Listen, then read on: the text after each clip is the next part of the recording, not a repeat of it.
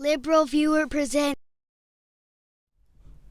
So, welcome to LiberalViewer Sunday Live Clip Roundup. Thanks for joining me. I've picked out 28 of the weekend's best clips for what should be an informative show for you all tonight. As usual, my clips come mostly from the Sunday morning news analysis shows from the big five corporate outlets of ABC, NBC, CBS, CNN, and Fox News, the so-called corporate media here in the United States. And as usual, I'll also have some political comedy clips for you from HBO's Real Time with Bill Maher from last Friday night. As for this week's topics, you can see all the topics I'm covering listed down in the video description, and if you're watching this as a recorded show, you should see time indexes down there to skip to the topics that most interest you.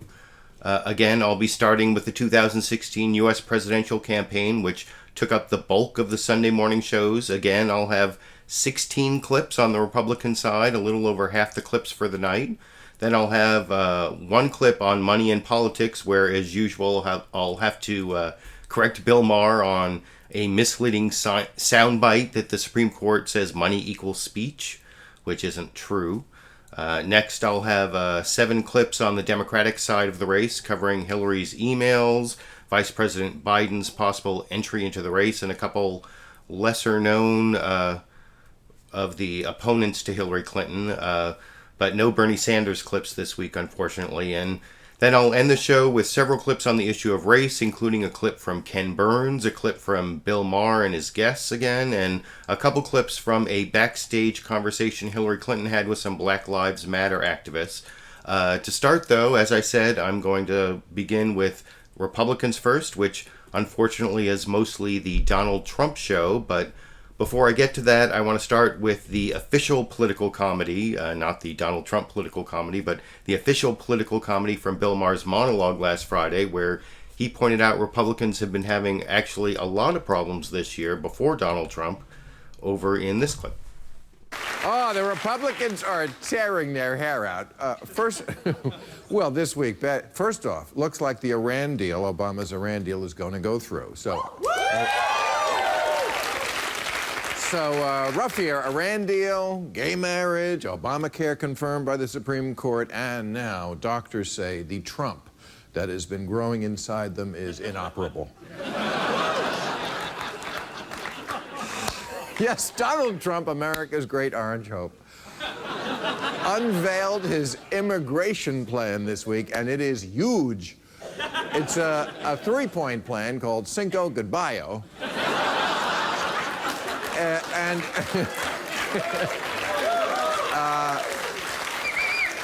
And here are the planks. Repeal the 14th Amendment, seize the wages of illegal immigrants who are working here, use that money to build a wall, and then deport all 11 million of them.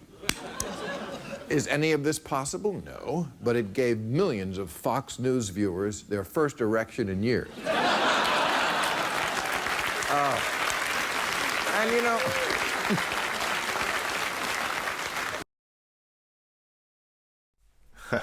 I guess even that clip led into the Donald Trump show, and of course Donald Trump's immigration plan, to which Bill Maher alluded there. And I touched on the Trump immigration plan last week, and if you want to see the full 8-page plan, I've again put a link down in the video description to Donald Trump's immigration plan, assuming you don't feel too slimy actually being on Trump's campaign website. But before I leave Bill Maher's show from last Friday, I want to show how his panel discussion dealt with the issue of Trump's immigration plan after Bill Maher introduced it as great evidence backing up all of his claims that Republicans are stupid and racist. And you'll see the Republican strategist on the panel actually had to admit that point to a degree. And you'll also see some good analysis, a little bit from Representative Donna Edwards, and then some pretty good political analysis from comedian Marc Maron over in this clip.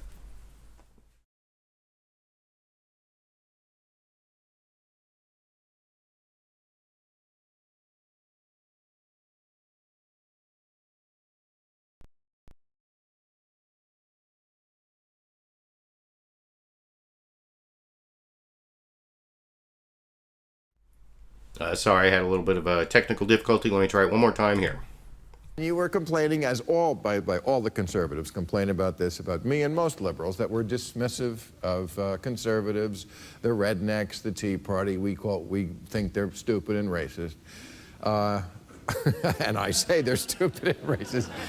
But then, okay, so just tell me what I should do in a week like this, where the unparalleled leader of the party now, Donald Trump, unveiled a plan that is so stupid and racist. And it's not even addressing a problem that really exists, because there is not a real immigration problem in America. Net immigration has been close to zero for the last 7 or 8 years. And if his plan went into effect, lettuce would cost $25 a head. So when the party is embracing him and that plan, what does a person like me, who's tempted to say it's stupid and racist, do? To not make you mad? I think you should gloat to an extent. Okay.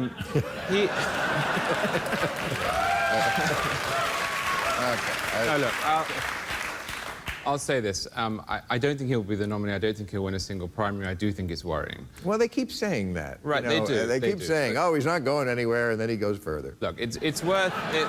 That's true, but it's worth saying he's not liked by 75% of the party, and the Republicans have to decide. Are they going to be a party full of classical liberals, in the old sense of the word, who believe in freedom for everybody, who believe in opportunity for everybody, or are they going to be the party of sort of white identity politics? And Donald Trump, unfortunately, is tapping far more into the latter. Why I think it's almost less worrying than you made out. There's 2 reasons. Firstly, there was a good piece in The Atlantic by Conor Friedersdorf, said, why are you voting for Donald Trump? And the reasons, they're very, very broad and they're rather incoherent.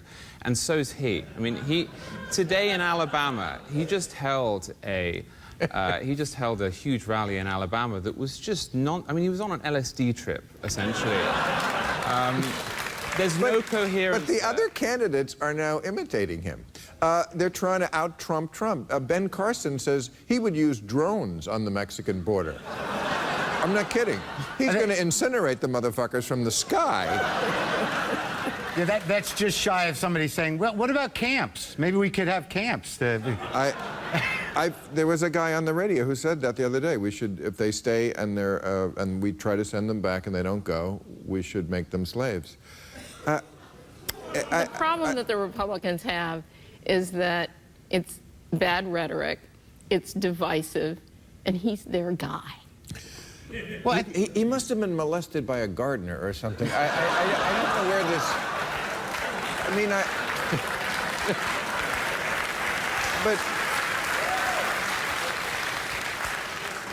But isn't he sort of like, he's like one of the great American assholes, you know? Yes. And I think that guys like him are very empowering to broke, hateful assholes. And it's nice to know that number and who they are, just how much of this country is filled with broke, angry assholes who are willing to follow a guy like that. So there was a lot to like in that clip. Some good comedy about Donald Trump going on an LSD trip after being molested by a gardener, and I'll have more on Ben Carson's drone program later, but I think Marc Maron there was also right at the root of it, got right at the root of it when he was talking about the broke, angry assholes, especially because, like I showed last week, the reality of Donald Trump's actual fans isn't that far from the comedy analysis you see on Real Time with Bill Maher. And I want to show another clip, kind of like what I showed from last week, of actual Donald Trump supporters. This is from an NBC producer who wasn't named, who got to the zeitgeist of Trump supporters at the Friday rally in Mobile, Alabama.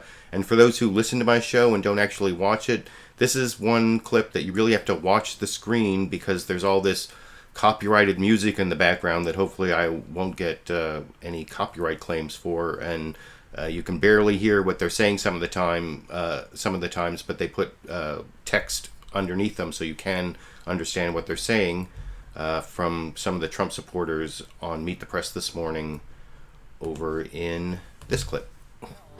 If there was any doubt about whether Donald Trump was dominating the 2016 race, take a look at his rock star. he's just real. He's a real person. He's not politically correct, and I'm glad.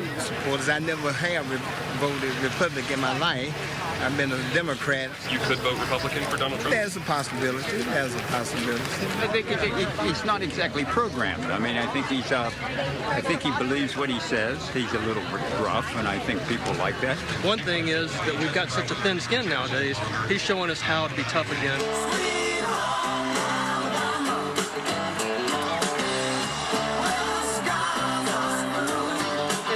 Case she's got 60. Now, I don't know that she's going to make it to the gate. What do you think?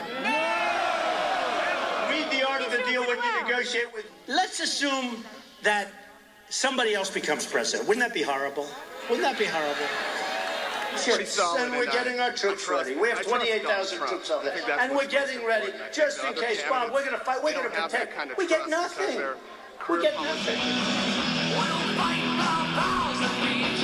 What was your favorite part of the message? Well, just the way he wasn't a politician. He would say what was on his mind. And I got the gut feeling, and I think I'm right about it, that he will do what he says he's going to do. What I like about Trump is he's taking everything and he's turning it upside down. He's making people think again. This time, we don't know how it's going to Could I have a job? Do you have anything for me to do? We're going to ride the wave all over. And they said, how would you like to be ambassador to Japan? And he's our microphone. She said, he's our microphone. Interesting comment there at the end. So yeah, he's our microphone, and it's kind of the broke, angry assholes that Marc Maron was talking about in the previous clip, I think. If you listen, it's not really, substance, it's attitude. The angry asshole is really what's most important. Oh, sorry, that's stupid. That's my ringtone. Talk about copyrighted music that's going to get me dinged there. I usually turn off my ringtone before I start the show. I forgot to turn off my ringer, which gets me into the next clip that I mistakenly started to play before that clip. It's the ABC report on the Donald Trump phenomenon. It doesn't really go into the Donald Trump supporters so much, but it's Jonathan Karl's report on his big rally in Mobile, Alabama on Friday, and you can see that over in this clip. If there was any doubt about whether Donald Trump was dominating the 2016 race, take a look at his rock star reception Friday night. A stadium-sized crowd, officials saying 30,000 on hand for the GOP frontrunner. we need to have our borders. We need to make great deals. This rally in Alabama, a strategic choice for the Trump campaign in an early primary state. A new poll shows him now beating Jeb Bush in Florida. And the billionaire's new immigration plan, the focus of the campaign. You look at Chicago, you look at Baltimore, you look at Ferguson, you look at a lot of these places. A lot of these gangs, and the most vicious, are illegals. They're out of here. First day, I will send in people. Those guys are out of here. The question this morning, how does the rest of the field react? Some, like Jeb Bush, unleashing tough shots at Trump. There's a big difference between Donald Trump and me. I'm a proven conservative with a record. He isn't. Bush's super PAC trying to highlight some of Trump's previous left-leaning views, flying this banner over Trump's rally, saying Trump for higher taxes, Jeb for Prez. Carly Fiorina joining in as well. Well, I'm not sure Donald Trump's a Republican. The alternative? To stay positive. Put Dr. Ben Carson in that camp. I like people who are willing to say what they believe. Then there's Scott Walker. On Trump's plan to end birthright citizenship for undocumented immigrants, he first agreed. Yeah, absolutely, going forward. We should end birthright citizenship. Yeah, to me, it's about enforcing the laws in this country. Then backed off. I'm not taking a position on it one way or the other. The Trump juggernaut still leaving top-tier candidates on unsure footing. For this week, Tom Llamas, ABC News, New York. And I'm getting all confused. That was Tom Llamas, not Jonathan Karl, giving that report on Donald Trump. I think I have a Jonathan Karl report a little bit later.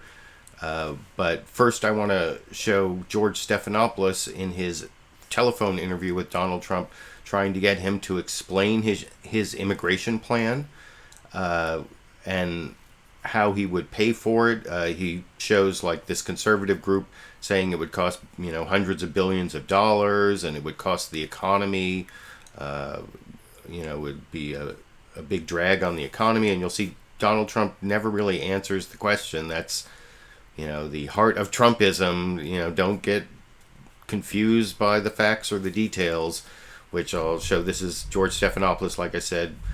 First, I'm going to show George Stephanopoulos trying to get to the bottom of it, and then I'm going to show a similar clip from CBS's Face the Nation.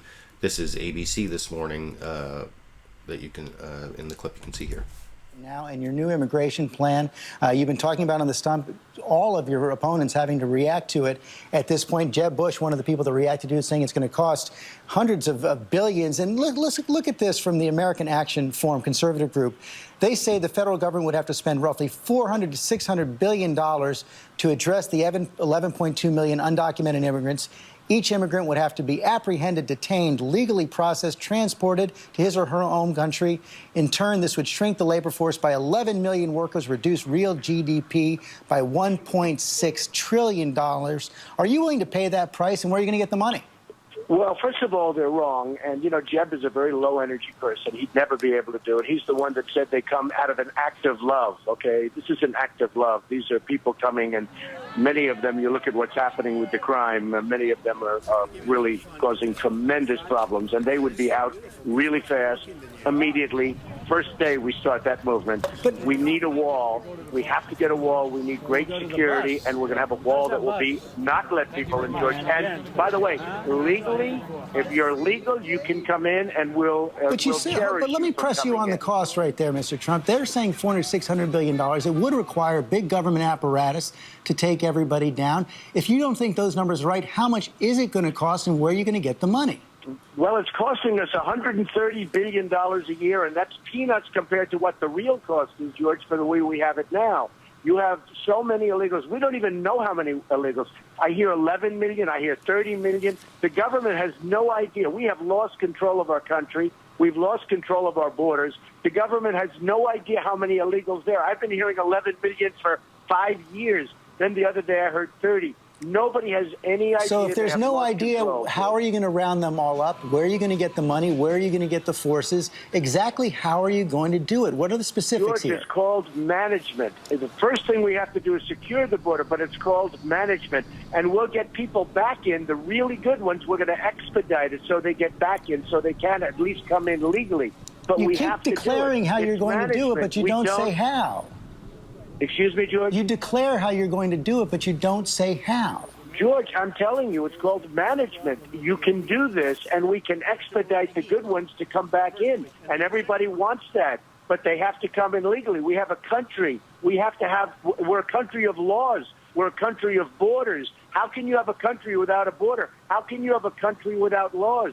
We have to do it. And by the way, what you said in your piece initially is the gang members. You look at the gang members in Baltimore, Chicago, in Ferguson. These people, a lot of them are illegals. These are rough dudes, and we're going to get them the hell out. I understand that you think it's a huge problem, but I still don't hear specifics on how you're going to do this. Are you, for example? You'll see my specifics, George, but my specifics are very simple. I'm going to get great people that know what they're doing, not a bunch of political hacks that have no idea what they're doing, pointed by President Obama that doesn't have a clue. I mean, the man doesn't have a clue. People are walking across the border right now, right in front of these great people that we have. We have wonderful Border Patrol people. They can do their job, but they're not allowed to do the job. People are walking right into our country, totally, nobody even knows where they come from. They walk right past guards that are told not to do anything. So that isn't even the entire struggle between George Stephanopoulos and Donald Trump trying to get that answer. That's the bulk of it. There was a little bit more. But just to show that it wasn't just George Stephanopoulos on ABC who could not get a good answer out of Donald Trump on this issue, I'll show you John Dickerson over on CBS's Face the Nation. He didn't really dig in as much. He just let Donald Trump talk himself into the non-answer. And you can see that over in this clip. Trump joins us by phone from New York. Mr. Trump, I want to start with the immigration plan you put forward this week. It got a lot of coverage, a lot of conversation from your rivals. The biggest criticism of that plan is that it will be so expensive. It's not just the wall, which you say you want Mexico to pay for, but it's also the job of deporting 11 to 12 million people. How are you going to pay for the whole thing? Well, John, right now we're spending $130 billion a year, and that's a very low number by comparison to what it really is.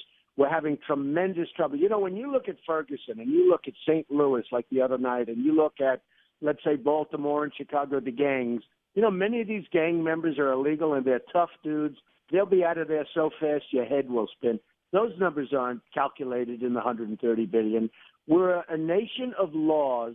We have to do what we have to do. And actually, it'll be a lot less expensive to do it properly. And you know the good people are going to be expedited to come back. But you have to do this, John. We're a nation based on laws, and we're based on borders. We don't have a border. We don't have laws. People are walking in past these really fantastic Border Patrol. You know, we have Border Patrol people that are fantastic. They can do their job, but they're told not to. And people are walking into the country right past these people, and they're told to stand back. It's absolutely disgraceful. I want to ask you, you say the good people will be expedited. Who are the good people? Well, the people that have done a good job, they've been here a long time, they've worked hard, they have recommendations from people, and we're going to get wonderful people coming back into this country. And I'm not only talking about from that standpoint. You know, we're building a wall, and it's going to be a great wall, okay? And by the way, Mexico will pay for it. It's going to be a great wall because I know how to build. And it's not going to cost nearly as much as what they're saying for a crummy wall, but this will be a wall with a very big, very beautiful door because we want the legals to come back into the country. We also want people of talent to come into the country. We want people to go to our colleges. You know, you go to Harvard, you go to Wharton, you go to Stanford, and you're immediately thrown out as soon as you're finished getting a degree. You can be number one in your class at Princeton and be thrown out of the country, and you're forced to go to work in China where you want to, and you want to be in you want to be in our country. I will have that changed and change quickly. We want people of talent. So he wants the good people, whoever the good people are, and actually what Donald Trump said there will be kind of echoed in response you'll hear from Mike Huckabee on Fox News Sunday a little later in the show.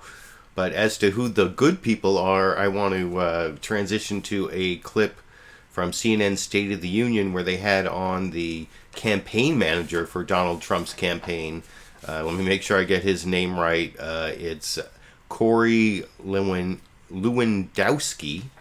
And he responds to a clip that Jim Acosta shows from the Mobile, Alabama rally where someone is yelling white power.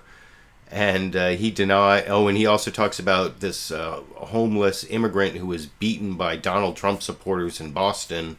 And you'll hear the campaign manager disavows violence or any of that. But he does say that Donald Trump will make America great again over in this clip.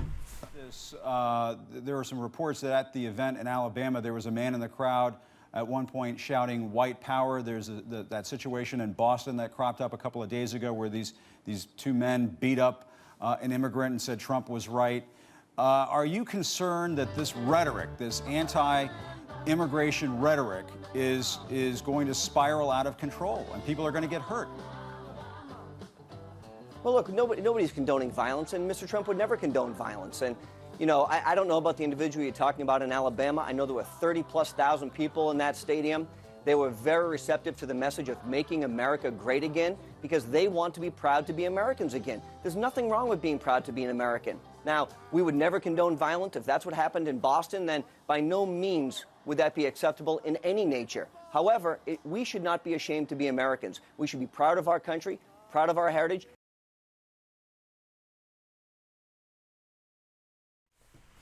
So I don't know. I'm not convinced that he's not going for the white power vote by what his campaign manager said there. He didn't really address the white power issue. I don't know.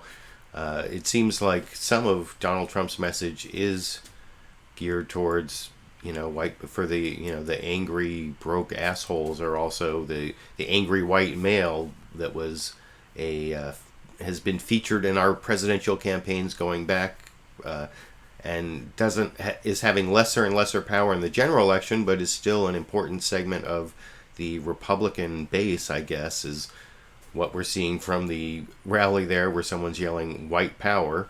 But I want to show how some of Donald Trump's opponents in the Republican race are reacting to Donald Trump. If you believe, like the Republican strategist Charles Cooke said on HBO's Real Time with Bill Maher, that Donald Trump will not be the Republican nominee, and I still think that that's most likely. I still think that he's got a ceiling of 25 or 30%, and as his 16 opponents start to slowly drop out, that he'll have some more substantial opponents who don't have a 25 or 30% ceiling. But if you want to look at some of the people that might be, I'm going to show Scott Walker and then Ted Cruz. I think Ted Cruz may actually be in the best position to pick up Donald Trump's voters once Donald Trump's not in the race anymore, if that actually happens. But what I'm going to show is how they reacted to this idea of getting rid of birthright citizenship. And I think that's a really bad idea, which I'll talk about a little later. But first I want to show how Scott Walker has backed off imitating Donald Trump. You saw in the ABC News report from Tom Llamas earlier, they showed a clip of Scott Walker at first saying that we've got to look at getting rid of birthright citizenship, but then he backed off, they said, and you'll see when he talks to George Stephanopoulos in this clip, he totally dodges the question and goes into, thinking about, how it affects families, and then especially concentrating on President Obama's executive order and how evil that is. But I wanted to start with this clip because George Stephanopoulos actually quotes the text of the 14th Amendment, and read that carefully, and I'll discuss whether there is a way to get rid of birthright citizenship without amending what George Stephanopoulos shows at the beginning of this clip. Also been taken on this question of birthright citizenship and the 14th Amendment. Let me just put the first sentence of the 14th Amendment up there on the screen right now. All persons born or naturalized in the United States and subject to the jurisdiction thereof are citizens of the United States and of the state wherein they reside. Do you support the first line of the 14th Amendment?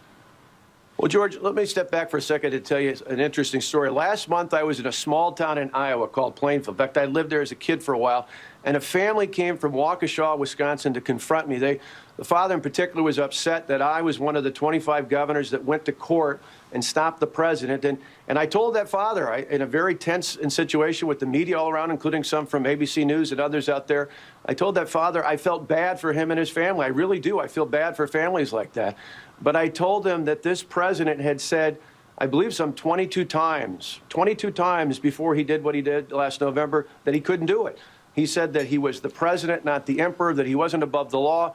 And then he went out and changed the law by his actions. It took me and 24 other governors to stop him in court.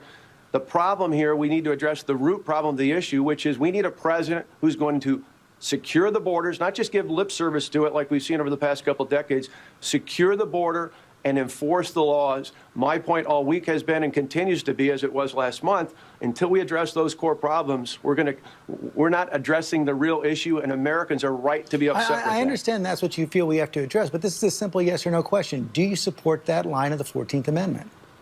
Well, I said the law is there, and we need to enforce the laws, including those that are in the Constitution.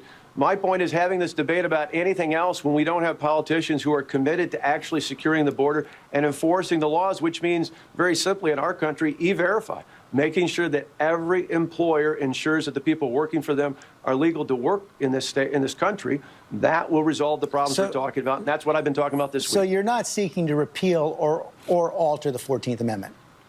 No, my point is any discussion that goes beyond securing the border and enforcing laws are things that should be a red flag to voters out there who for years have heard lip service from politicians and are understandably angry because those politicians haven't been committed to following through on those promises. I hope the one thing people would see, in my state, I had 100,000 protesters on a different issue. I had all sorts of death threats and all sorts of other abuse.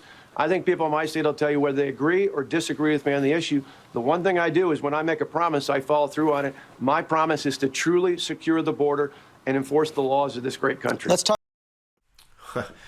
Well, even though he said there that when he makes a promise, he follows through, you saw in the clips that were in the ABC report from Tom Llamas earlier that at first Scott Walker, governor of Wisconsin, did say that he wanted to look at birthright citizenship, but there he totally said, no, we're not going to look at that.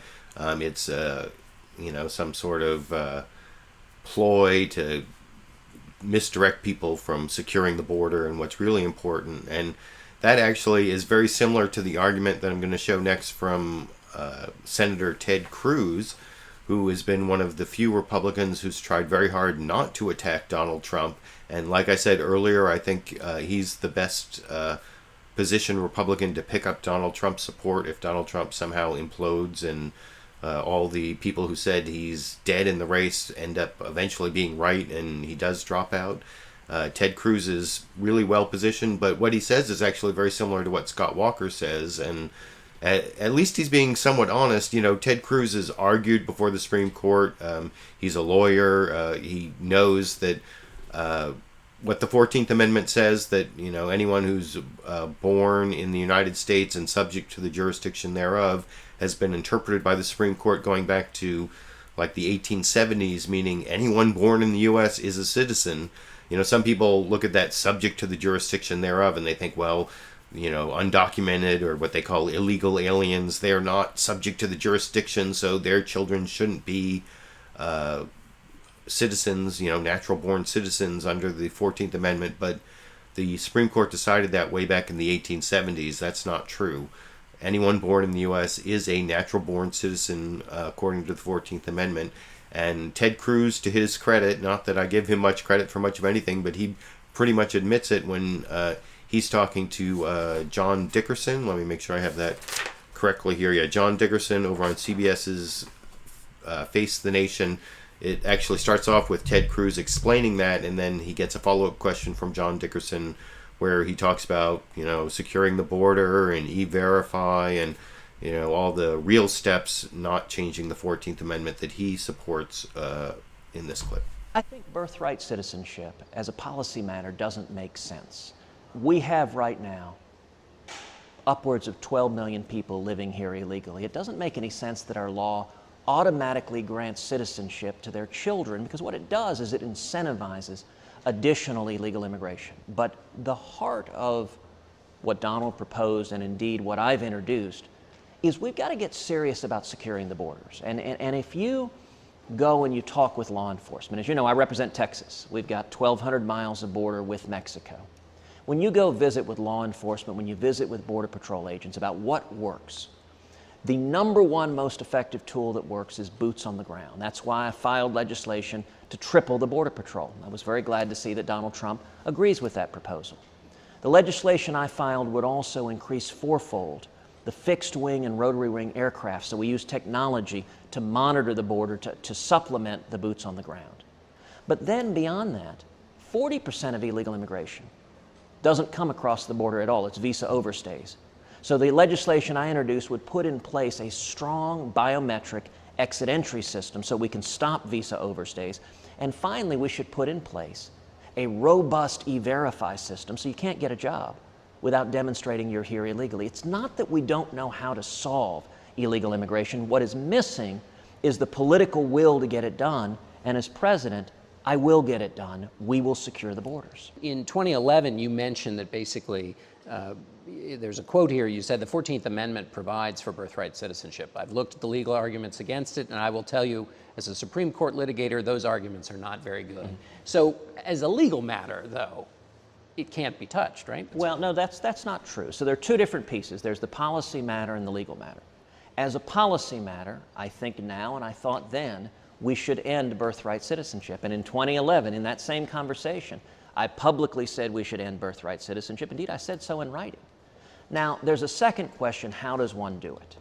And constitutional scholars differ in terms of the way that it can be effectively done. Some constitutional scholars argue Congress could pass a law defining what the words in the 14th Amendment, subject to the jurisdiction, means. Mm. Others argue, no, it couldn't be done by statute. It must be done by constitutional amendment.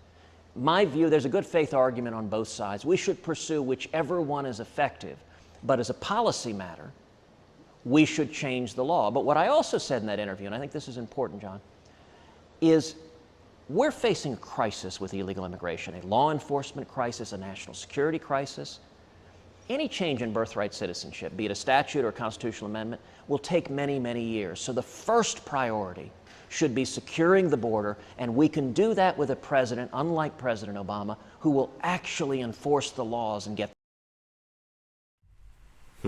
So, like I said, it's Ted Cruz has a very similar answer to Scott Walker's, although he actually engaged on the issue of birthright citizenship, where Scott Walker kind of dodged it more.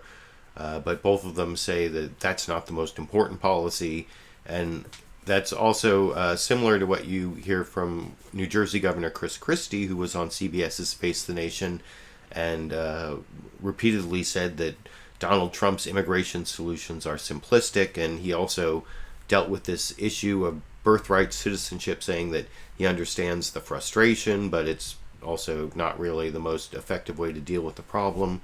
Similar to the last two clips I showed, this is John Dickerson and Chris Christie, Governor of New Jersey, from this morning here. We begin with New Jersey Governor Chris Christie and his thoughts on Donald Trump's plan to fix illegal immigration. You know, in many ways, it's just too simplistic. You know, the idea of, building a wall, kicking everybody out, and ending birthright citizenship, all sounds, appealing in some respects to some folks, but I just think it's a very complicated problem, and it needs someone who understands how to do a complicated and nuanced solution to that problem. And, fact is, we can do this the right way, and we should do it the right way. Is that the larger question about Mr. Trump's policies, that they're too simplistic?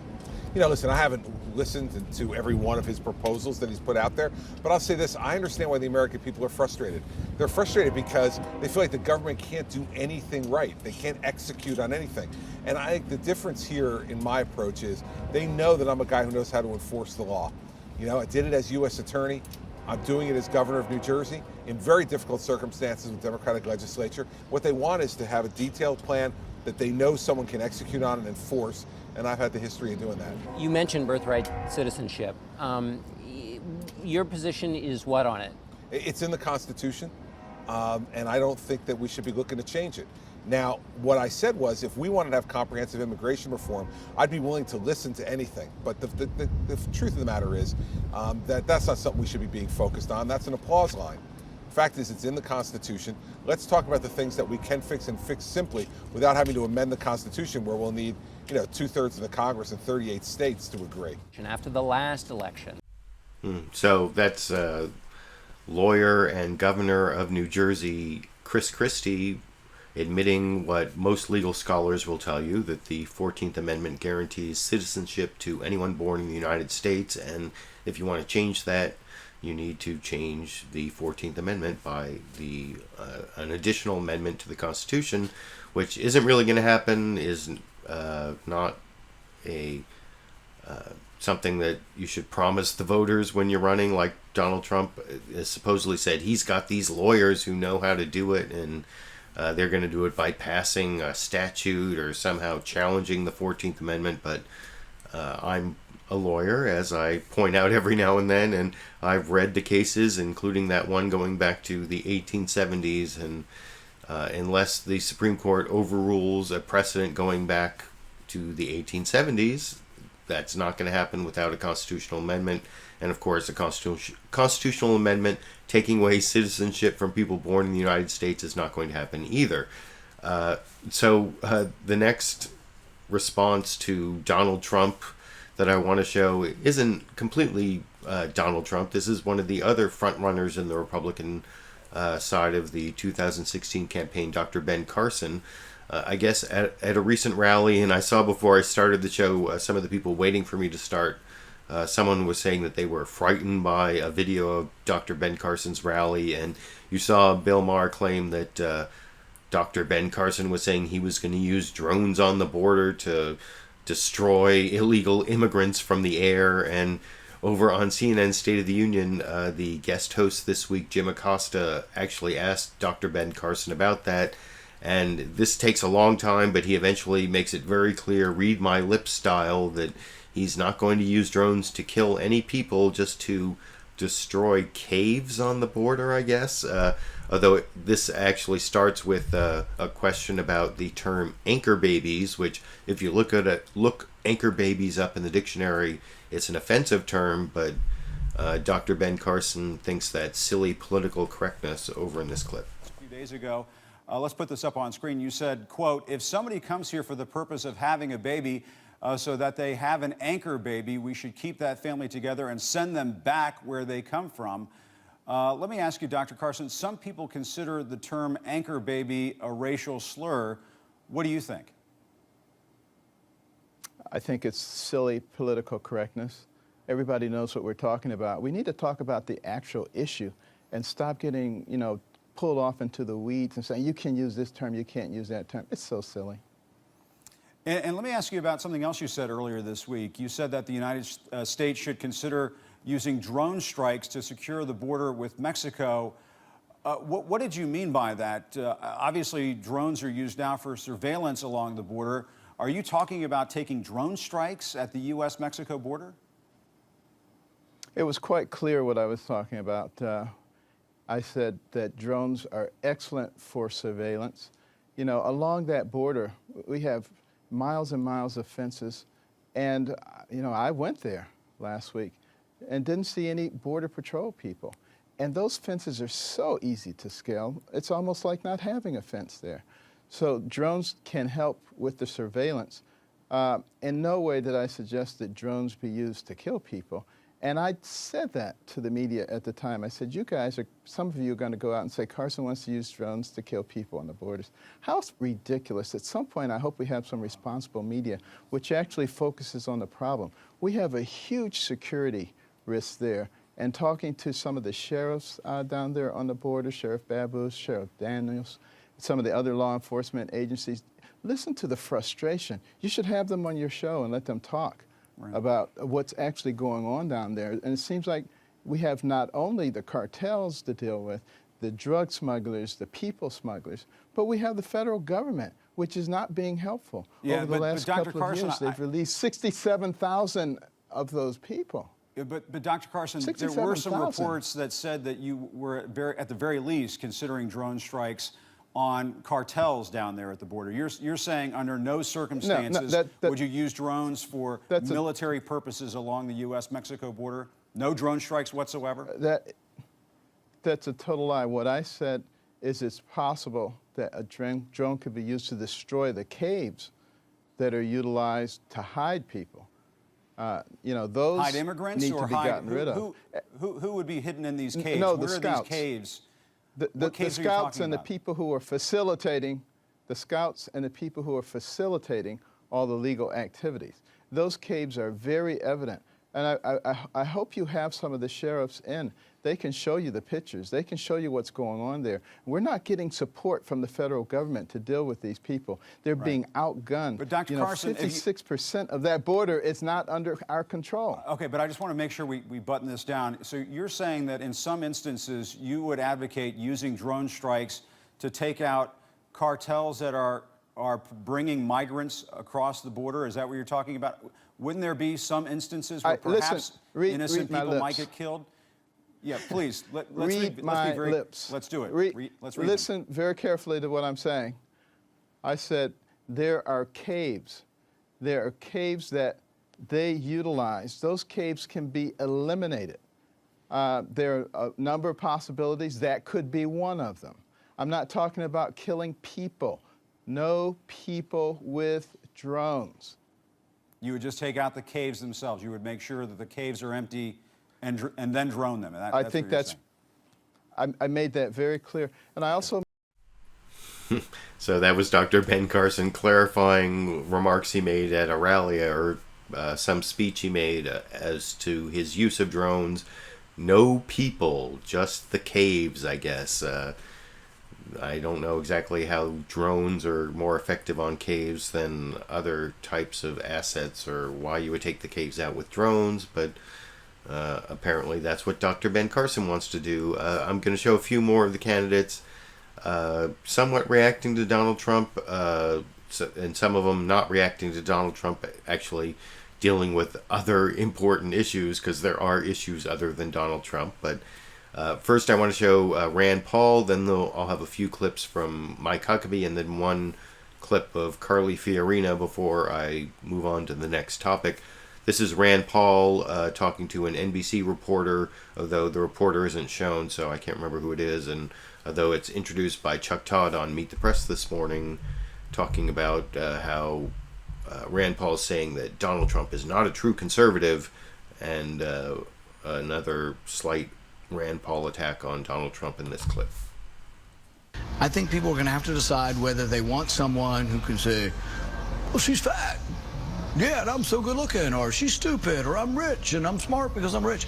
We have to decide whether we want sort of empty platitudes or whether we're going to look at substance. And I think for Donald Trump, basically, conservatives have to decide if he's a fake conservative or not. And I think truly he is a fake conservative because he's been on every side of every issue in the last 5 years. So that's how Senator Rand Paul is trying to mimic Donald Trump and put him down and say he's not a true conservative. Rand Paul hasn't been doing that well in the polls and didn't do that well after the debates.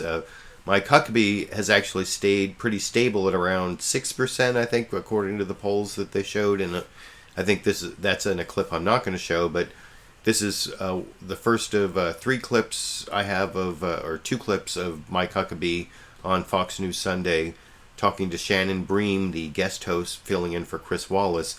Here he is talking about, in reaction to a question about Donald Trump, talking about why he doesn't talk about Donald Trump in this clip. Do you think Donald Trump has staying power? I mean, what does the rest of the GOP field do with the tsunami that is the Donald?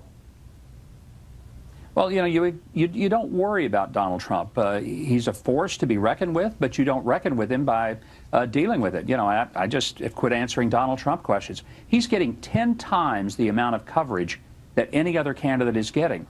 And the dumbest thing a candidate can do right now is to give him more coverage by answering all the Trump questions. So I think what I know I'm doing is I'm talking about my campaign, my issues, the things that I'm standing for.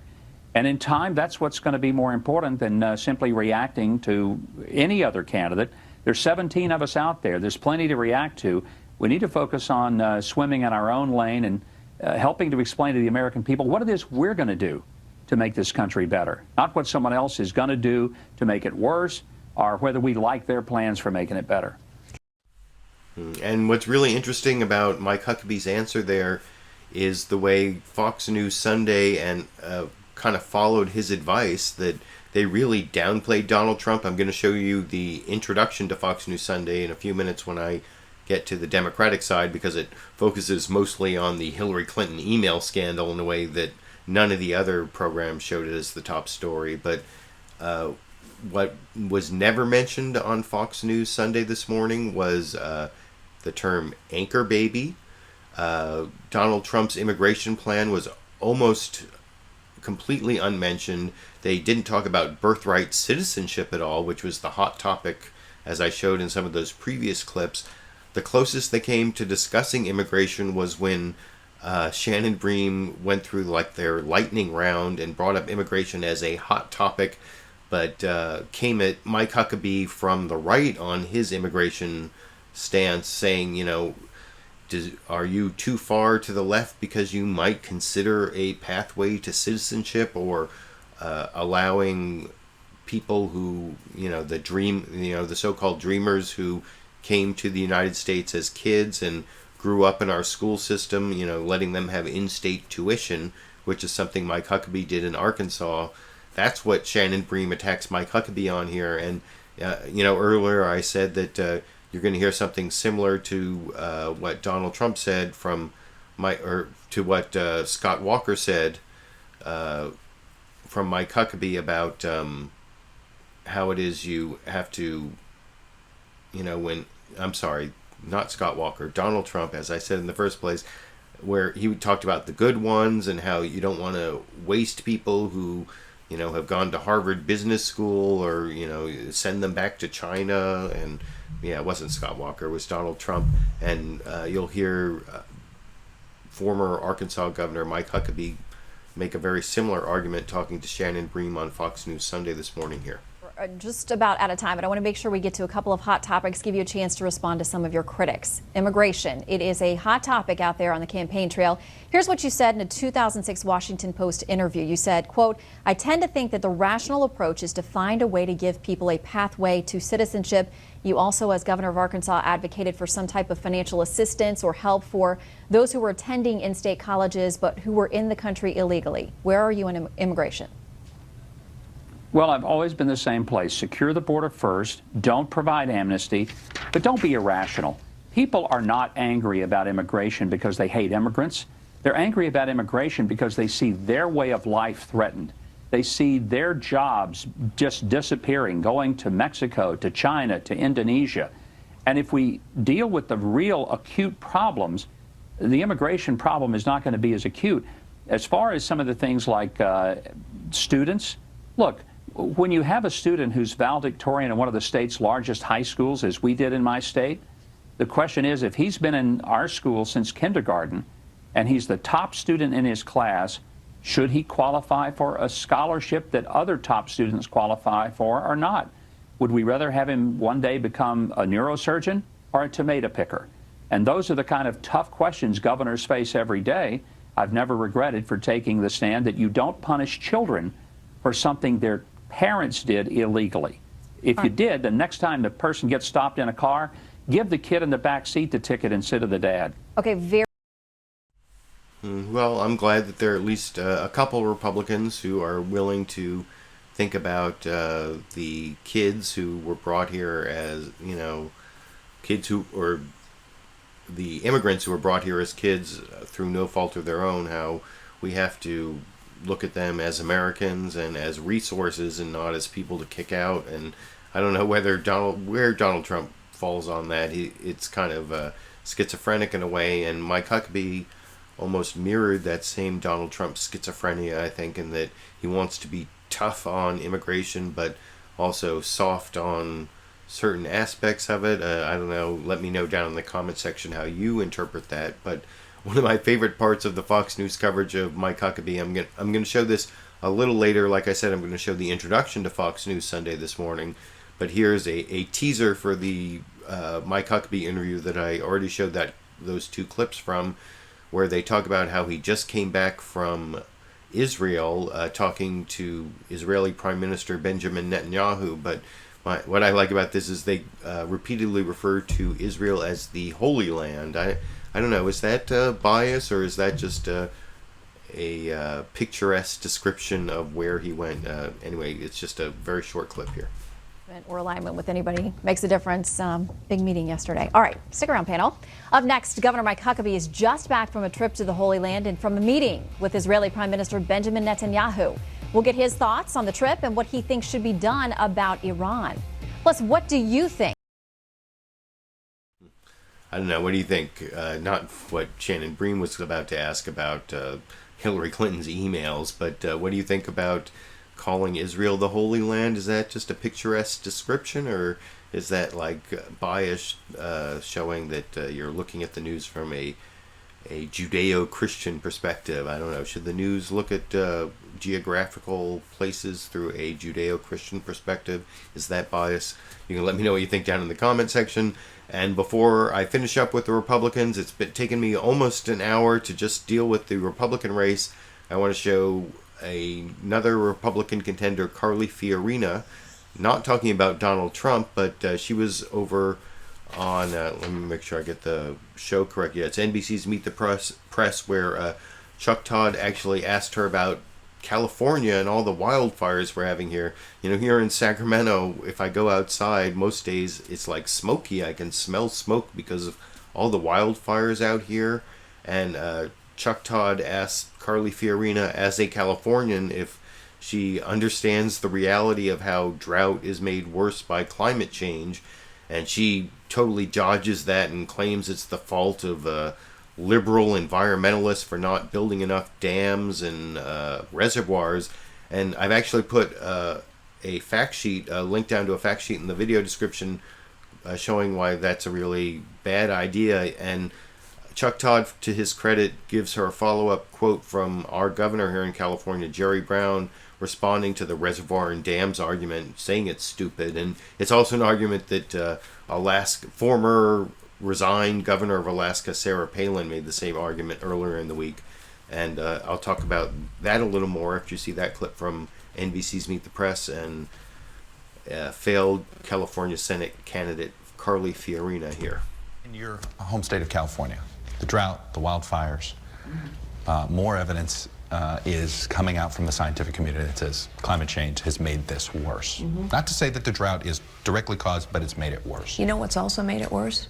politicians, liberal politicians who stood up for 40 years as the population of California doubled and said you cannot build a new reservoir and you cannot build a water conveyance system. And so for 40 years, 70% of the rainfall has washed out to sea. That's pretty dumb when you know you're going to have droughts every single year, or every 3 years, let's say. So the other day I asked Governor Jerry Brown to respond to that exact criticism you made. I said you blamed liberal environmentalists in California, specifically on dams and reservoirs.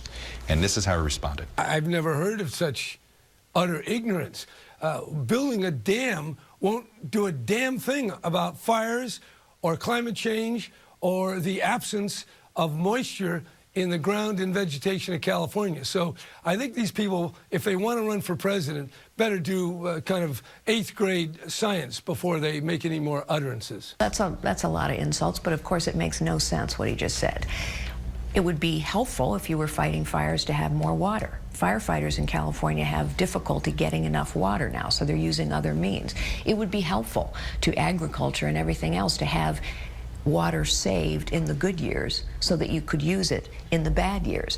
I'm not denying that California's air is dry. That's obvious. I'm not denying that there is a drought, but there is no denying that politicians have made this problem immeasurably worse. Now, I saw some people attacking Sarah Palin online for saying we need more reservoirs in California to fight the drought by saying she must think that reservoirs come pre-filled. It's a really stupid argument. And, you know, just on the face of it, that's not necessarily a stupid argument because, you know, if you had more reservoirs to hold the water from the good years, even though they're all like 75% empty now, it would be better to have, you know, 15 reservoirs that are 75% empty rather than 10 reservoirs. You still have more water, but the problem is, and you can see this through this National Resources Defense Council fact sheet that I put down in the video description, that in California, all the good places for dams and reservoirs have already been taken. The ones that are available now have real negative environmental impacts, are really costly to build, and you can increase, you know, fight the drought a lot more effectively through water reclamation projects and conservation. That's a lot more inexpensive way to save water than building dams and reservoirs. That's the problem with that argument. So I wanted to end on that from the Republican side. And before I get over to, 7 clips I have on Hillary Clinton and the Democratic side of the race, I want to pause between the two sides with one clip on money and politics. And so campaign finance reform is an issue I've covered many, many times. You can see a link down in the video description also to a playlist of my videos on money and politics and campaign finance reform and Citizens United. And sometimes what I say is kind of controversial because I do believe in Buckley versus Valeo, the so-called money equals speech case, which doesn't really say money equals speech. And I'll talk about that a little more after I show a discussion on campaign finance between Bill Maher and Missouri Senator Claire McCaskill, where they blame Citizens United, ask for a constitutional amendment. I oppose the constitutional amendment also, which I will discuss after you see that. And then it ends with Bill Maher misstating this whole money equals speech thing from the Supreme Court in this clip. Let me ask a serious question. You talk a lot about, in your book, having to get money to run for campaigns. And I always say, there's a couple of litmus tests I have for someone running for office. One is, what are you going to do about climate change? And the other is, what are you going to do about money in politics? How can we get the money out of politics? We're going to have to amend the Constitution. Right. We are. That's the right answer. We have to amend the Constitution. I think Citizens United is the most corrosive thing that has occurred to our democracy in the history of our democracy. Because it affects every issue. Every issue. I mean, these guys, there's about 100 people in the country right now that, and by the way, when you run for president right now, all these guys, you wonder why you don't see Rand Paul as much. He's still shopping for his billionaire. He's like the only one who hasn't found a billionaire to fund his super PAC. So they all have gone out and found billionaires. Right. And this is a whole new era of really sleazy stuff that we don't really see going on, and these guys are putting big money. We've got to get it out. We've got to figure out a way to do this better, and we can. We can. We can amend the Constitution and make it better. And this amendment, I think it should probably say, because the root of the problem is that money is not speech. That seems to be the problem, and also the argument that the other side always uses, that somehow money is speech, and I've never really understood how that could be. Well, and there's a balancing test, Bill, because the balancing test is, what about the right of the people in this country to feel like they have a voice in their government? Right. What about the right? That is something that, if you look at it from a Supreme Court balancing test, that is also an important part of our democracy. Right. That if we keep doing this, pretty soon everybody's just going to stay home, or it will become reality TV. Oh, wait, maybe it is reality TV this time. I forgot.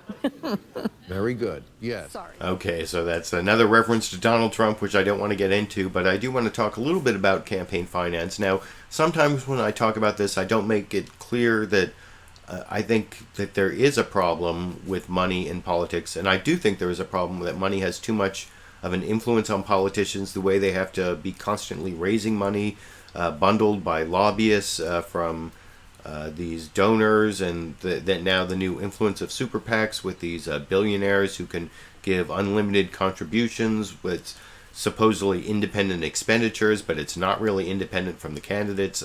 I think there are a lot of problems there, but where I differ from what Bill Maher and Claire McCaskill said there is, first, I don't blame it all on the case Citizens United, which is about whether corporations can have independent expenditures.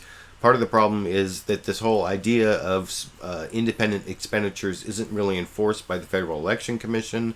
I've talked about that in the past. I don't want to really go into that. But the other thing I want to talk about that Bill Maher got wrong there, that I hear over and over again, is this idea that the Supreme Court held that money equals speech. And that was never in a Supreme Court case. The case that they talk about, Buckley versus Valeo, from the 1970s, never said money equals speech. I'm going to show you a couple quotes from what Buckley versus Valeo actually said. Here's the first one, which says, some forms of communication made possible by the giving and spending of money involve speech alone. Some involve conduct primarily, and some involve a combination of the two. Yet this court has never suggested that the dependence of a communication on the expenditure of money operates itself to introduce a non-speech element or to reduce the exacting scrutiny required by the First Amendment. Okay, so that first part is just saying that just because you spend money on something doesn't mean that it's not a First Amendment protected speech activity. And it's really important if you look at the second excerpt here. They say, and I'm going to do a quick little Marco Rubio from all this reading, virtually every means of communicating ideas in today's mass society requires the expenditure of money. The distribution of the humblest handbill or leaflet entails printing, paper, and circulation costs. Speeches and rallies generally necessitate hiring a hall, publicizing the event. The electorate's increasing dependence on television, radio, and other mass media for news and information has made these expensive modes of communication indispensable instruments of effective political speech. So, what this 1976 Supreme Court case, Buckley versus Valeo, is saying there is that just because hiring a hall or spending money on a rally like Donald Trump did in Alabama, like you saw, he bought all these t-shirts and hired, I don't know who was playing that music, Sweet Home Alabama, which I hope doesn't get me a copyright claim on today's video. But he is hiring all these campaign people, and all that money Donald Trump is spending, that's, a lot of it is core political speech. And you shouldn't have the government say, oh, you can't have this rally in Mobile, Alabama, Donald Trump, because it costs too much money. Or, if I wanted to get a bunch of people together and circulate this book right over here, No Place to Hide, by Glenn Greenwald, and start a campaign against NSA spying, because that's what that's about. It's about the Edward Snowden release of information. If I wanted to like buy 1 million copies of that book and give it to everyone in America as part of a campaign to tell their member of Congress to stop NSA spying, should the federal government then be able to say, no, you can't spend money buying those books and distributing them to Americans and creating this campaign to stop NSA spying? That is free. That should be my freedom of speech if I have that money, or if I can get that money by collecting, $5 from 1 million people. If I can get $5 from 1 million people to create that anti-NSA spying campaign, that's political speech the government should not be able to prohibit just because it involves the $5 million I collected, from those 1 million people. So that is the flaw in the argument from Bill Maher and the money equals speech, which the Supreme Court never said. What they said is just because you're spending money, it doesn't mean that your speech that is dependent on the spending of that money is not protected by the First Amendment. And I hope I've explained that in a way that makes sense to you all. And now I'm going to move on to the Hillary Clinton Democratic presidential campaign and a few of the minor contenders. Like I said, no Bernie Sanders clips this week, but even though I don't have real political comedy, I'm going to start with the Fox News introduction to Fox News Sunday this morning, which is kind of comical, I think, because they really concentrate on the Hillary Clinton email scandal, which I don't think there's a lot to it, but they spent like their first 3 guests on it, and they get to Donald Trump at the end. They never mention birthright, citizenship, or anchor babies, or even immigration in this introduction. And of course, they do spend some time on Planned Parenthood, as I'll discuss after you see that clip here.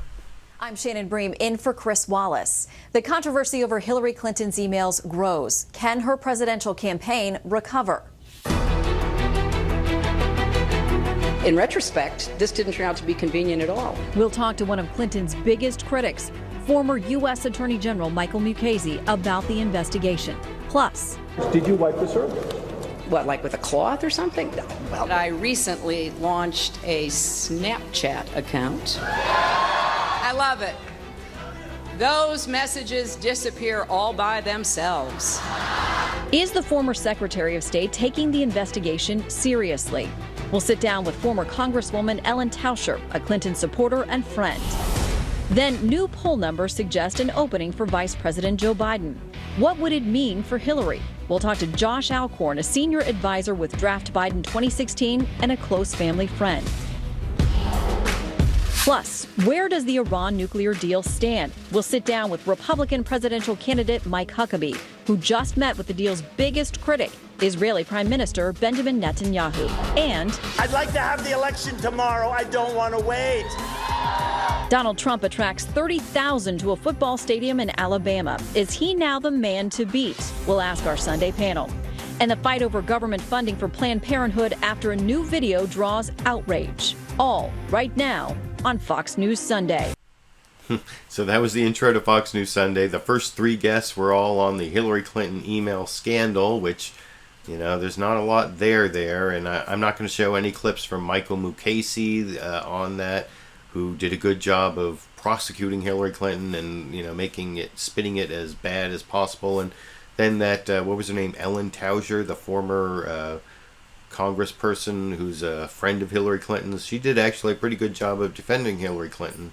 I'm not going to show clips of that. I think there's just, I think that there is a little bit of a problem I have with what Hillary Clinton did in terms of evading Freedom of Information Act requests. I talked about that a little bit last week, but I still don't understand what policy she violated that was in effect at the time, even though this federal judge supposedly said she violated a policy. That was a story this week, and I never really could figure out what that was. And she certainly didn't violate the law, though.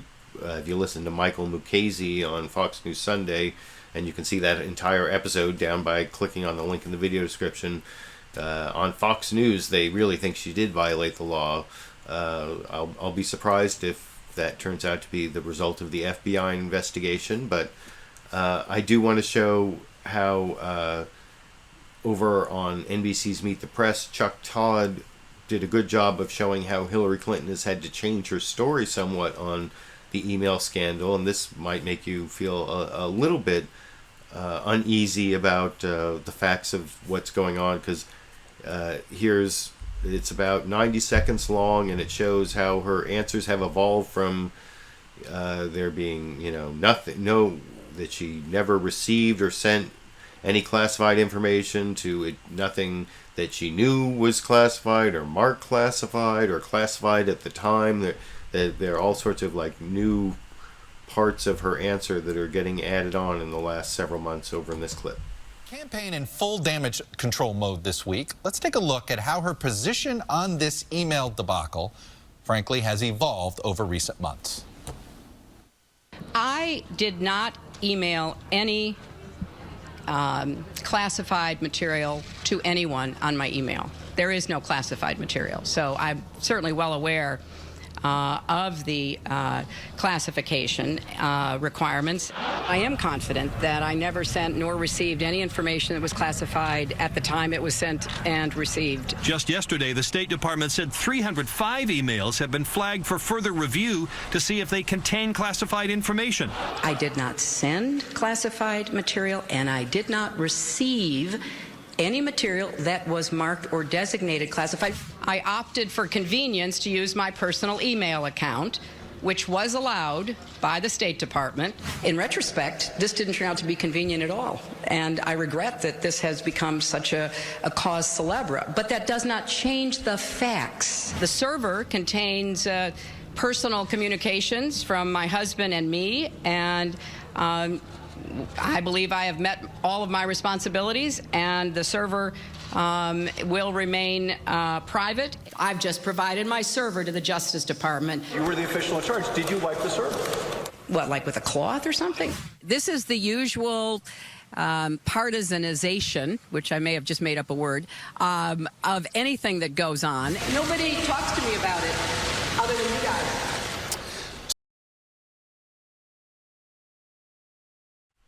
So, like I said, I thought that was a fairly worrying account of how Hillary Clinton has changed her talking points on this to fit how the facts have changed, which makes me think that it's kind of something that is out of control, that it's unforeseen by the Clinton campaign, and I don't quite understand why it is unforeseen, especially given this next clip of my governor from here in California, Jerry Brown, was also on Meet the Press with Chuck Todd. In a clip I'm not going to show, he talked about why he's not going to run for president. And I already showed how Chuck Todd used him in that cross-examination of Carly Fiorina about the drought. But here's Chuck Todd asking, or sort of giving a softball question to Jerry Brown about how he was right all along when he said last March that this Hillary Clinton email scandal was going to go on and hasn't been resolved. And he also has kind of a colorful phrase in his answer here about how it's a vampire and she has to find the stake to kill it in this clip. Wait, let me make sure I get the correct clip here. Yeah, in this clip. Campaign in full damage control mode this week. Let's take a look at how about Hillary Clinton and the emails was happening. And somebody asked you if this was going to an issue that would just go away, and you cautioned, I don't know that. With these things, what makes a difference you often don't know until it unfolds, because nothing is just what it is. It's always in part of a larger context. Things unfold, things happen. Jerry Brown, March 2015. August 2015, she's still dealing with it. You were right. What should she be doing better? Well, I don't know. This email thing, it has kind of a mystique to it. You know, an email is just an utterance in digital form, but it has some kind of dark energy that gets everybody excited. So I don't know how. It's almost like a vampire. She's going to have to find a stake and put it right through the heart of these emails in some way. But I don't think a leading candidate for president needs the advice of another politician. That generally they don't follow it, and I think they know everything I can figure out on their own. Well, as a Democrat, as somebody who you said you expect Hillary Clinton to be the nominee, do you think she needs to handle this better? Well, I mean, just the facts are out there. How do you handle it? I'm telling you, this email business has a certain buzz that keeps buzzing.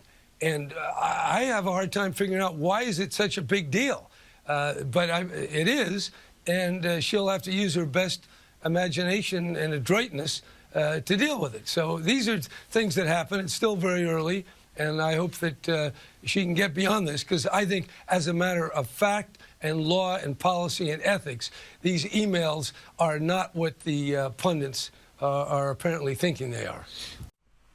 So that's actually kind of a supportive comment from Governor Jerry Brown of California on the Hillary Clinton email scandal. And like I said, I still don't see what the big scandal is in the scandal, other than trying to keep control of her correspondence and deciding what is going to go to the government for the Freedom of Information Act request. But like I said, I don't see violation of law, violation of rules, anything that is really going to get into the American consciousness beyond as far as it's gotten at this point, which is just a vague idea that she's not that trustworthy or honest. And that's what comes up again and again. But I want to move over to the other part of the Democratic campaign that has gotten some coverage this week.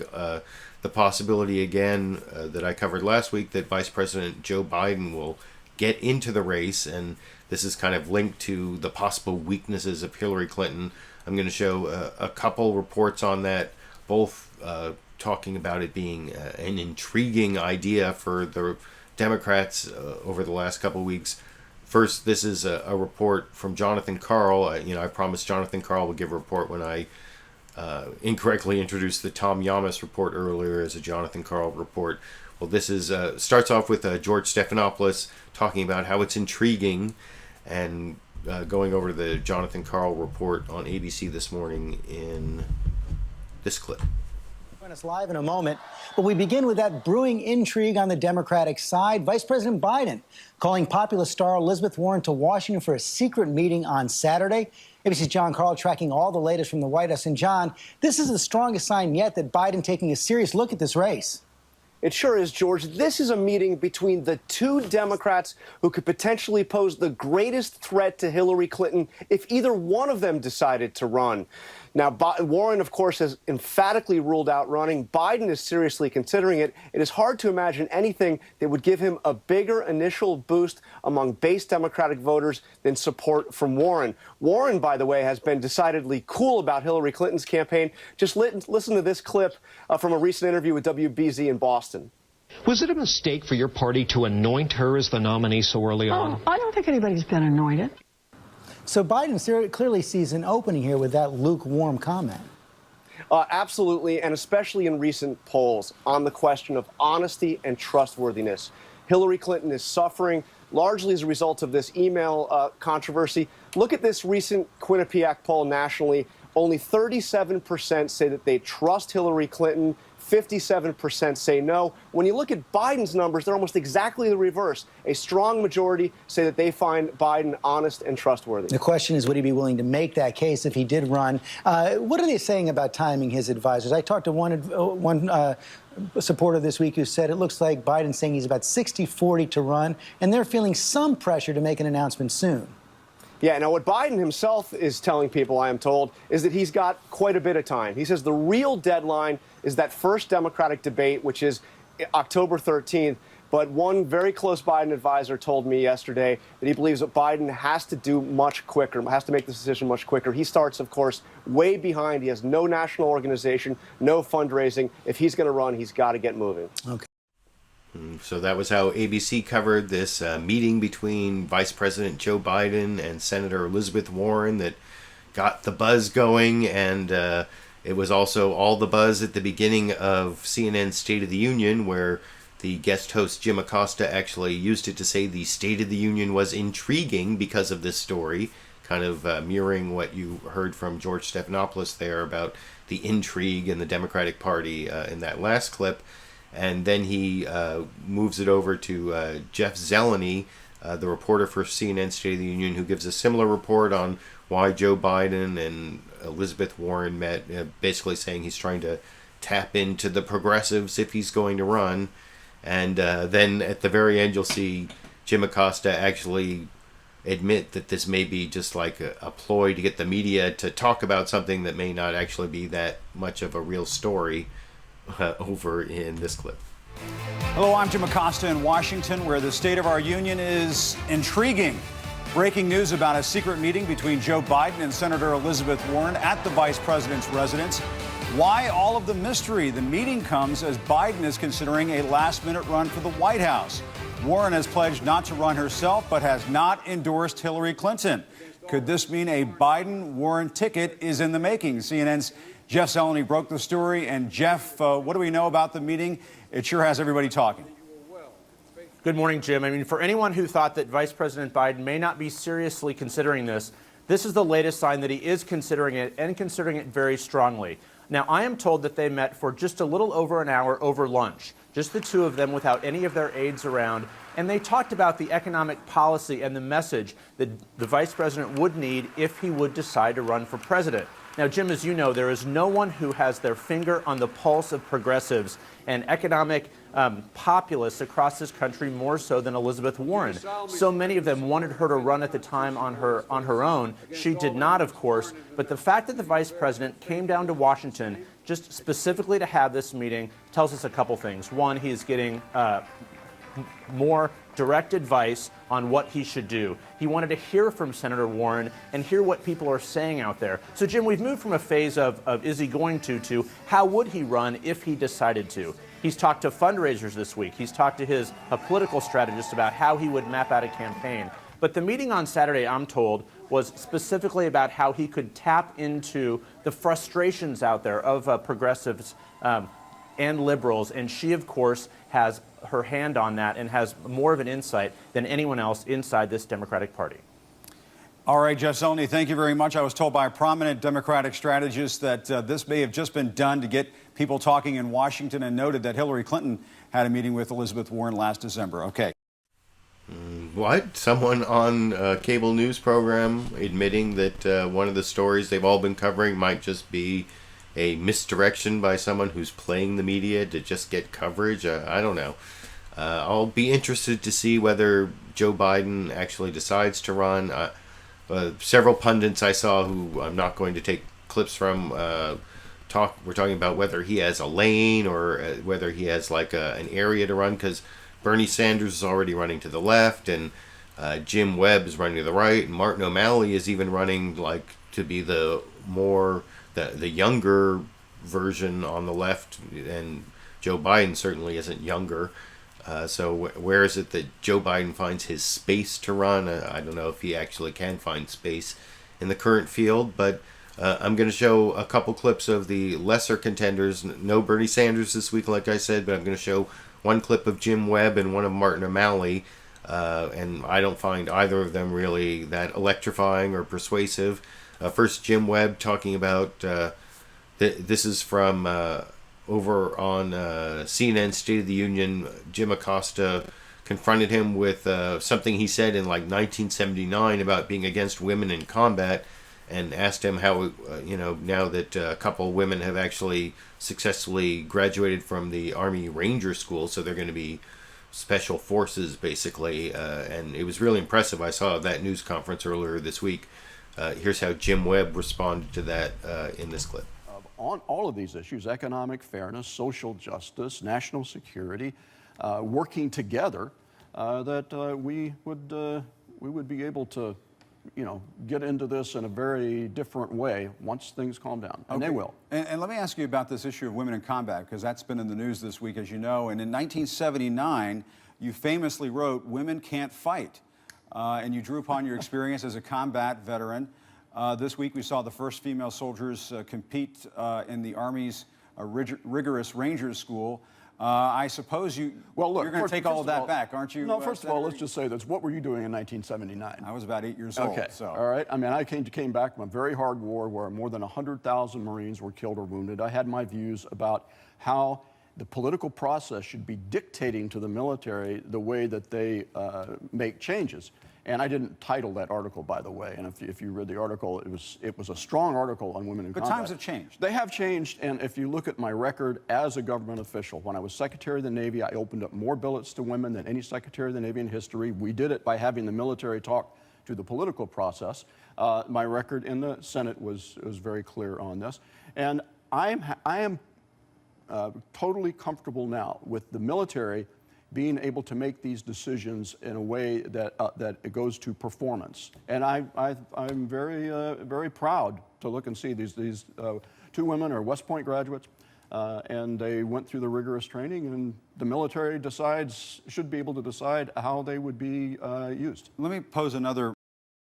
Well, I guess you got to give the guy a little bit of leeway for something he said back in 1979. That is a real long time ago, and in some ways he is sort of sticking to his original principles, I guess, if you believe what he meant back then was that the military should control it, not social engineering or whatever. But it does kind of sound like back in 1979 he had some of the views that are more outmoded now, but like I said, a long time ago. I'm not all that excited about Jim Webb, and I'm also not that excited about the next candidate. I'm going to show a clip from Martin O'Malley, and this is back to the Donald Trump show in a way, because they're going to, I guess, Martin O'Malley and Donald Trump got into a little bit of a ad hominem attack thing. First, they're going to, this is from ABC's This Week with George Stephanopoulos. You'll see George first shows a clip of Martin O'Malley in front of one of Trump's casinos in Las Vegas, trying to make it about income inequality, I guess, or I'm not sure. And then they show a clip of Donald Trump slightly attacking Martin O'Malley, which is followed by a kind of funny clip of George Stephanopoulos putting together more Trump insults and asking Martin O'Malley about it. And you'll see he immediately pivots to the insults Donald Trump has made against, other groups like immigrants, and also the income inequality argument, I am sure, is what is at the end of this clip, because that's what Martin O'Malley really sticks to, even though I don't think it's that impressive. It's a good pivot to the talking points, I guess, from ABC this morning here. Our country's already great, but people like Donald Trump sell it short when they sell their workers short. I know nothing about him. I think he's got less than 1% on the poll. And I did see my beautiful building on television. It's just beautiful. Tallest building in Las Vegas. I'm very proud of it. Most beautiful building in Las Vegas. I know he was in front. Martin O'Malley was there to try and get some publicity, which he desperately needs. And Governor Martin O'Malley joins us now from Davenport, Iowa, after that appearance in front of Trump's hotel in Las Vegas this week. Governor, thank you for joining us this morning. That was actually pretty mild from Mr. Trump. He also said this week that you're a disgusting, little, weak, pathetic baby. Your response?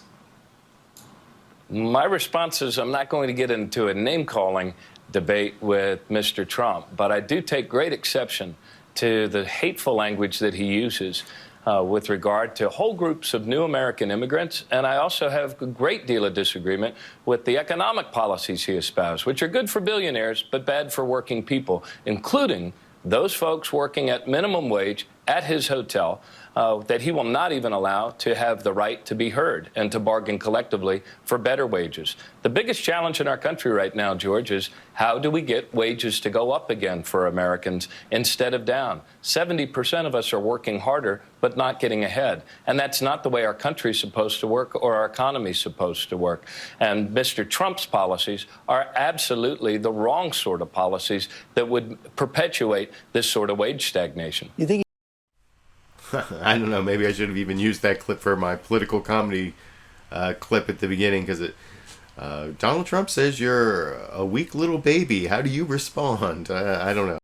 Is that where our political discourse has gotten to? Though one person who has a kind of sense of history, and now I'm moving on from the Democratic side. So the last topic I'm going to cover is the topic of race, which comes up over and over again This week I'm going to talk a little bit about Black Lives Matter, and I'm going to show a couple clips of Hillary Clinton having a discussion with Black Lives Matter, and then at the very end I'm going to show a clip of the discussion between Bill Maher and some of his guests about the confrontation between Black Lives Matter and Hillary Clinton. Before I get to those clips, I wanted to start with this interesting clip from Ken Burns, who was over on CBS's Face the Nation talking to John Dickerson about the reissue of his Civil War series. I guess it's coming out in high definition, and I never really saw that series, but I kind of liked what Ken Burns said about race, and there's even a reference to birtherism, which is sort of a Donald Trump reference. Sorry about that, more of the Donald Trump show, but here's Ken Burns talking about race on Face the Nation this morning in this clip. You mentioned that these themes that you worked on 25 years ago in this film have been running through your work ever since then. Yeah, the main American theme, I think, is freedom. It's about individual freedom in opposition or in tension with collective freedom. It's about states' rights versus a strong federal government. All of these tensions have been in place since the very beginning, even before the beginning. But we also notice that race is always there. Always there. When Thomas Jefferson says all men are created equal, he owns a couple hundred human beings. And he doesn't see the contradiction or the hypocrisy and doesn't free anybody in his lifetime and sets in motion an American narrative that is bedeviled by a question of race. And we struggle with it. We try to ignore it. We pretend with the election of Barack Obama that we're in some post-racial society. And of course, you know, we're not. The Onion magazine got it right when he was inaugurated. It said, "Black man given worst job in world." And what we've seen is a kind of reaction to this. The birther movement, of which Donald Trump is one of the authors of, is another politer way of saying the N-word. It's just more sophisticated and a little bit more clever. He's other, he's different. What's actually other and different about him? It turns out it's the same old thing. It's the color of his skin. I think Ken Burns just called Donald Trump a racist there in a very soft and polite way, but that's what you would expect from Ken Burns, I guess, and there was a lot of wisdom and historical perspective in that clip, which you don't get on the Sunday morning shows a lot, so I wanted to include that. And the entire Ken Burns interview is available by clicking on the link down there to the Face the Nation episode. I think some of the other things he talked about, especially how the Jefferson versus Adams presidential campaign was also a very nasty campaign. But before I leave the issue of race, like I said, I want to show a couple clips from some Black Lives Matter activists talking to Hillary Clinton backstage at an event in New Hampshire. First, I'm going to show about 3 minutes of the question that Hillary Clinton got asked, and then I'm going to cut out the weasel campaign staffer who tried to say she's not going to be able to talk to you for very long. I cut that part out, and then I'm going to go to the answer Hillary Clinton gave. But first, here's the question from the Black Lives Matter activist, and it's important to understand what Hillary Clinton answered to see the question here. I think that a huge part of what you haven't said is you've offered a recognition that mass incarceration has not worked, and that is an unfortunate consequence of government practices that just didn't work. But the truth is that there's an extremely long history of unfortunate government practices that don't work, that particularly affect Black people and Black families. And until we as a country, and then the person who's in the seat that you seek, actually addresses the anti-Blackness current that is America's first drug. We're in a meeting about drugs, right? America's first drug is free Black labor and turning Black bodies into profit. And the mass incarceration system mirrors an awful lot like the prison plantation system. It's the same. It's a similar thread, right? And until someone takes that message and speaks that truth to white people in this country, so that we can actually take on anti-Blackness as a founding problem in this country, I don't believe that there's going to be a solution, because what the conversations that are happening now and why there's so much cohesion across the across the divide, the red side and the blue side, is because of money. Right? We're spending a lot of money on prisons. We're spending more money on prisons than we are on schools. Right?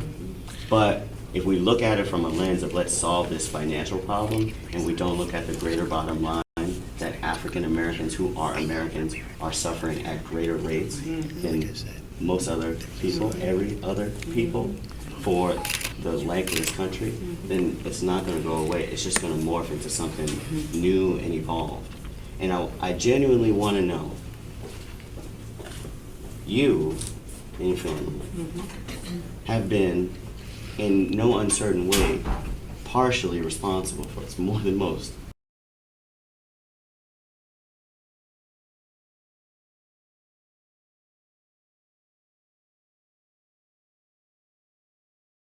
Now, there may have been unintended consequences, but now that you understand the consequences, what in your heart has changed that's going to change the direction of this country? Like, what in you, like, not your platform, not what you're supposed to say. Like, how do you actually feel that's different than you did before? Like, what were the mistakes? And how can those mistakes that you made be lessons for all of America? For a moment of reflection on how we treat Black people in this country. I just want to, and I apologize. Now that was a really good question, and it touches on a lot of the themes in the new Jim Crow about mass incarceration. The new Jim Crow is this book that I've had up here for a long time by Michelle Alexander that talks about how our mass incarceration system is a replacement for Jim Crow, for a system of racist control that is kind of similar to the way Jim Crow replaced slavery, and a lot of that recognition of that as part of our system was in that question. And like I said, one of Hillary Clinton's campaign staffers then spent like 40 seconds there giving her time to think and saying she's not going to be able to talk to you for very long, and then Hillary Clinton went into this 3-minute answer. I also want to show, before I get to the Bill Maher clip, this is a little over 3 minutes. Hillary Clinton talking in a lot of important ways, saying some important things that I also agree with, that I'll explain after you watch that clip here. So we've got limited time. Well, obviously it's a very thoughtful question. It deserves a thoughtful answer. And I can only tell you that I feel very committed to and responsible for doing whatever I can. I've spent most of my adult life focused on kids through the Children's Defense Fund and other efforts to try to give kids, particularly poor kids, particularly Black kids and Hispanic kids, the same chance to live up to their own God-given potential as any other kid. That's where I've been focused. And I think that there has to be a reckoning. I agree with that. But I also think there has to be some positive vision and plan that you can move people toward. I mean, once you say, this country has still not recovered from its original sin, which is true. Once you say that, then the next question by people who are on the sidelines, which is the vast majority of Americans, the next question is, well, so what do you want me to do about it? What am I supposed to do about it? That's what I'm trying to put together in a way that I can explain it and I can sell it. Because in politics, if you can't explain it and you can't sell it, it stays on the shelf. And this is now a moment in time, just like the civil rights movement or the women's movement or the gay rights movement or a lot of other movements reached a point in time. The people behind that consciousness raising and advocacy, they had a plan ready to go. So that when you turn to, the women's movement, we want to pass this and we want to pass that and we want to do this. Problems are not all taken care of, we know that. Obviously, I know more about the civil rights movement in the old days because I had a lot of involvement in working with people. So they had a plan, this piece of legislation, this court case we're going to make, et cetera, et cetera.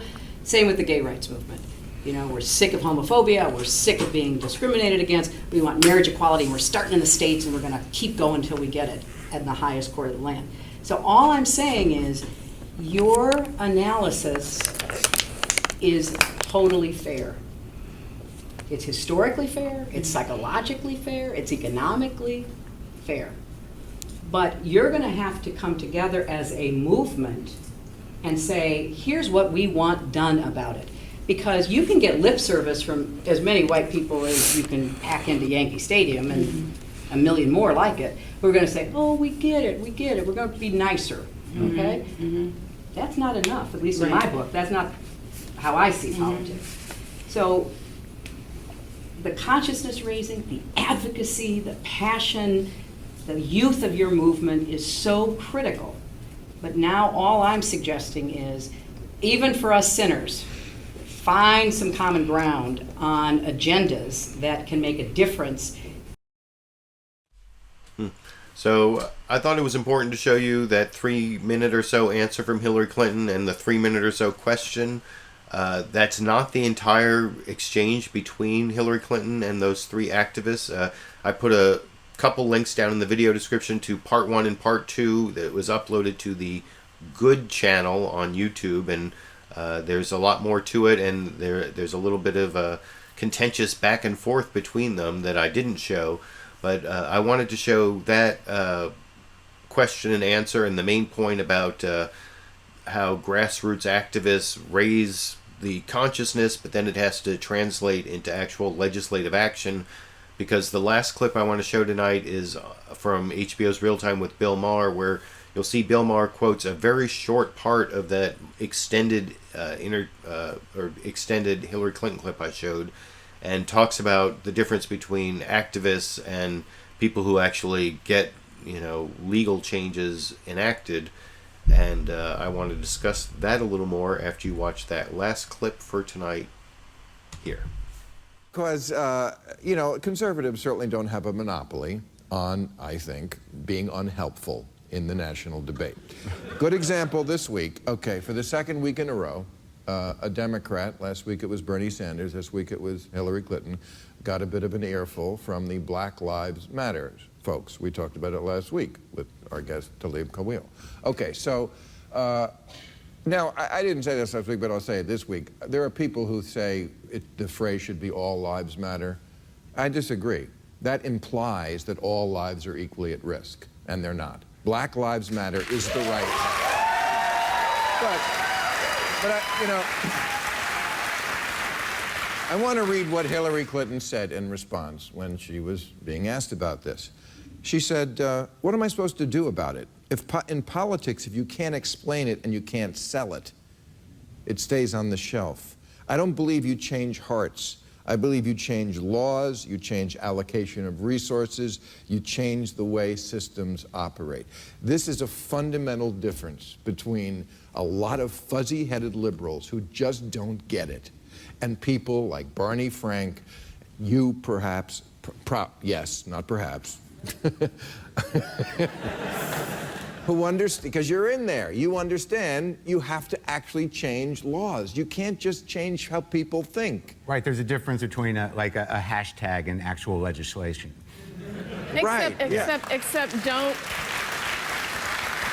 I think that's true. I think that, except that as progressives, and I describe myself as a progressive, but it's not good enough for me to be progressive in my rhetoric, but not to have that acted out in my policy. And so, for example, for a Bernie Sanders to talk about Black Lives Matter and have a conversation about income inequality, you also have to recognize that it was banks that foreclosed on black people's homes in a different way than they did other people, and incorporate that into our rhetoric. And I think that that's the challenge that progressives are having, and that, frankly, white progressives are having, where they see a disconnect between the Black Lives Matter movement, and it is a social movement. It isn't just an accident. But Occupy Wall Street was a movement too, and nothing got done because they don't know how to take it to the level where shit does get done and changes. I think they changed the conversation. Occupy Wall Street changed the entire conversation around income inequality, around what we're doing with our, with banks and foreclosure and credit. They changed the conversation. No, Barney Frank changed things because he was the guy who actually wrote Dodd-Frank. But Barney Frank took that and changed laws. That's what our job is as lawmakers. Right. But it's okay for people out there to be pushing us to do that. They have one role, we have another. And I think Representative Donna Edwards from Maryland, who's running for the Senate in Maryland coming up, I think she has it right that the grassroots activists have their role to play, and then legislators have their role to play. As you know, I'm someone who's helped organize grassroots activists for the American Civil Liberties Union here in Northern California over some period of time, and so I know that the interaction between the grassroots activists and actually getting legislative changes is important. And I did notice that some grassroots activists out of St. Louis who are part of the Black Lives Matter movement had posted 10 possible legislative agenda items on this Challenge Zero website. I put a link down to it in the video description, and that's the last image I want to show. These are the 10 solutions from Campaign Zero. To get rid of, broken windows policing, that's the Rudy Giuliani, New York, zero tolerance type of policing, community oversight, limit use of force, independent investigation and prosecution, community representation, body cameras, filming the police, training, and for-profit prisons, demilitarization, fair police union contracts, which I haven't really looked at. I mean, the one thing missing from there that, they don't talk about the drug war. I think that should also be part of the Black Lives Matter movement. But like I said, this is just 3 activists from St. Louis, and they're asking for input. And that's one of the interesting things about this movement is it's, there aren't, necessarily leaders. There are people who helped start it, going all the way back to the Trayvon Martin case. But it's a really interesting movement, and I hope it does help move the agenda of most of the politicians, at least the Democratic politicians, to stopping mass incarceration, as talked about in the new Jim Crow by Michelle Alexander.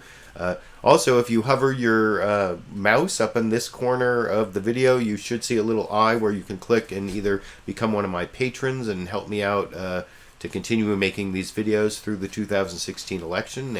Any amount of contribution, especially on the monthly basis, is really helpful, especially since YouTube sometimes has been demonetizing my videos for talking about topics that are too sensitive.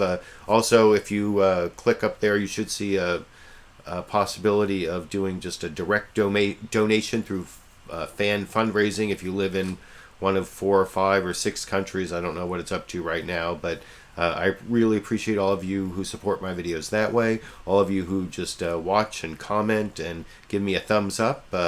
I'll continue picking out the best clips I can find from the corporate media for all of you in the coming months. I hope you enjoyed the clips I picked out this week. I'm going to keep doing it, and hopefully it leaves you a little bit more informed about those topics that the corporate media think are important, mostly the 2016 presidential race this week, I guess. And I'll be back next week covering what the important topics are, and until then, I guess I'll be seeing all of you around the internet.